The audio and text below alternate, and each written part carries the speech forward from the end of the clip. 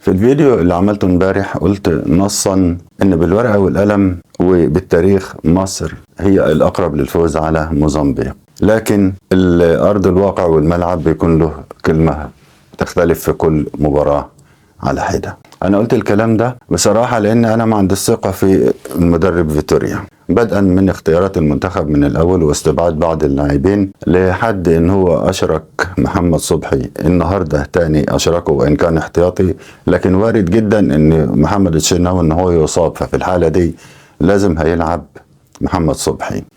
زيزو انا ما كنتش برجح ان هو يبدأ بزيزو، لكن ماشي، هو المدرب هو اللي شايف اللاعيبه في التدريبات، ويمكن زيزو كان افضل اللاعبين في التدريبات، لكن على ارض الملعب لما بدأنا المباراة ما فيش ولا تمريرة صح لزيزو، ما فيش ولا شوطة على الجون صح، ومصر ان هو يكمل بزيزو. اولا تغييراته كانت حتى في مراكز اللعيبه، التغييرات من حيث المراكز كلها كانت غلط. ملاعب صلاح في غير مركزه، وصلاح كان متكتف مش عارف يعمل حاجه، وتغييرات اللي هو تبديل اللاعبين، التبديلات من حيث التوقيت ومن حيث التبديلات برضو كلها غلط.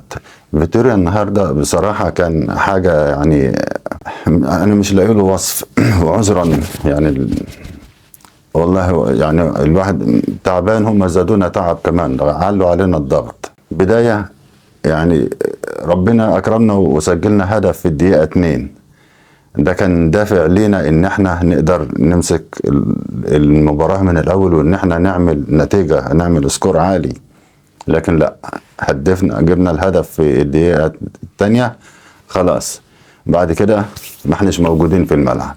لا انا اللي كنت متحمس وماسك ورقه وقلم وعمال اكتب في الهجمات واللي عشان نطلع نعمل حلقه ناريه عن فوز المنتخب المصري. ده تكون خيبه قبل منكم المدرب بتاعكم.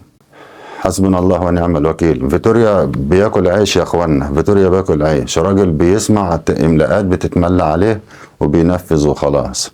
العب يا فيتوريا بنفس الطريقه الماتش اللي جاي، وان شاء الله هنخرج وهنبقى حصلت المجموعه ان شاء الله.